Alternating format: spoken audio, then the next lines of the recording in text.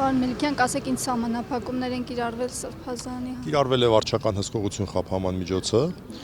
սահմանափակումները բացի ստանդարտ սահմանափակումներից, այսինքն գրանցվել պրոբացիոն ծառայության համապատասխան ստորաբաժանումում, հետևյալն են բացի դրանից, շփումներ չունենալ գործով անցնող վկաների հետ եւ ամենատարակուսելին դուրս չգալ վաղարշապատ համայնքի սահմաններից։ Այսինքն ամեն դեպքում տեղաշարժի ազատության բաղադրիչ այս որոշումը ունի։ Այսինքն պատարակներին է չի կարող մասնակցել։ Եթե մայր տաճարում է լինելու, եթե վաղարշապատ համայնքի տարածքում է լինելու ոչ մի արգելք չկա եւ քիչ դժվար է պատկերացնել, որ վարչական հսկողության պարագայում նման արգելք լիներ, հուսով ենք, որ մենք նաեւ շուտով նորից Արշակ Սրբազանին տեսնենք պատարակներին եւ նաեւ պատարակչի դերով։ Իսկ վեհապարի հետ շփումների սահմանափակում։ Վեհապար Հայրապետը նշված գործով որևէ կարգավիճակ չունի, հետեւաբար որևէ սահմանափակում նախատեսված չի։ Պարոն Մելիքյան, ոնց իրեն հապճեպ կալանավորեցին, նաև այս որոշումը հապճեպ կայացվեց վարչական հսկողություն տալու, ընդհանրապես ժողովուրդը չհասկացավ։ Դրանից ոչ դա հապճեպ չէր, իմ գործընկերը Արսեն Բաբայանը, որը ցավոք գործողման մեջ է շուտով կլինի, Արսեն Բաբայանը հայտարարել էր, որ մենք վերաքննիչ ենք բողոքարկել ենք վերաքննիչ, օրը հայտարարված էր մարտի 5-ին, օրը եկավ, ես կարգի մենք զանգում ենք, տեղեկանում ենք ինչպիսի որոշում է կայացվել, դատարանը նման որոշում էր կայացել։ Ես ասեմ, որ այստեղ խնդիրը այն էր, որ ավարտ էին հայտնել մեզ քրեական գործով վարույթի, նախաքննության ավելի ճիշտ, ոչ թե վարույթի, եւ գործը պետք է փոխանցեին դատարան։ Եթե գործը հասցնած լինեին փոխանցեին դատարան, ապա վերաքննիչ դատարանը ըստ Վճռաբեկ դատարանի մեղմ ասած անընդունելի մի նախադեպի, որը կիրառվել է այլ քաղբանտարկյալների մասով, այլևս վերաքննիչ դատարանը, եթե անգամ խախտում հայտնաբերեր, չէր կարող ազատ արձակել։ Եվ մենք անկեղծ ասած ամեն օր բացում ենք, նայում ենք, տեսնում ենք արդյոք դատալեքսում արդեն տվյալները կան, այսինքն դատարան հանձնված է թե չէ, եւ այսօր էլ ստուգել ենք, տեսել ենք, որ նման տեղեկություն դատալեքսում չկա, դա էր, այսինքն եթե այդպիսի բան լիներ, դատարանը անկախ նրանից ինչպիսի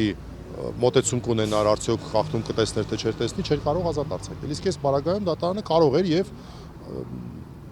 որոշում կայացնել ազատ արձակելու մասին, ընդ որում ես ուզում եմ հատուկ նշեմ, որ այնպես չի, որ մենք բավարարված ենք այս որոշմամբ։ Շատ կարևոր է, որտեղ մեր հիմնական փաստարկը, առաջնային փաստարկը այն է, որ այն արարքը, որ նկարագրված է,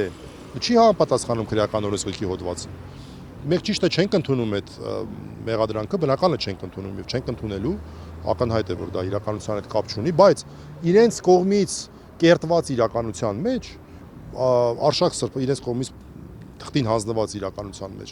Արշակ Սրբազանը մեղադրվում է այն բանում, որ այդ թմրամիջոցը, որ այդպես էլ չհասկացանք, դա եղեն ապացույցը կա չկա, այդ էլ է։ Ինչպես է գնահատում, որ գործմարկը միայն ես ավարտեմ, այս կարևոր է, որ այդ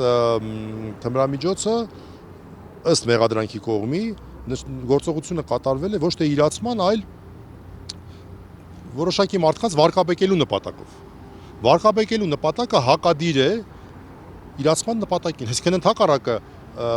այս գործողությունների հետևանքով ես իրենց տրամաբանությունն եմ ասում նորից, ոչ թե իրացում տեղի ունեցավ, այլ ընդհակառակը ինչ որ մի թմրանյութ, որը որ իր շրջանառության մեջ էր, դուրս եկավ շրջանառությունից, որովհետև որևէ մեկը ոչ թմրանյութ օգտագործեց, ոչ, այսինքն այստեղ իրացման նպատակ ուղղակի գոյություն չունի։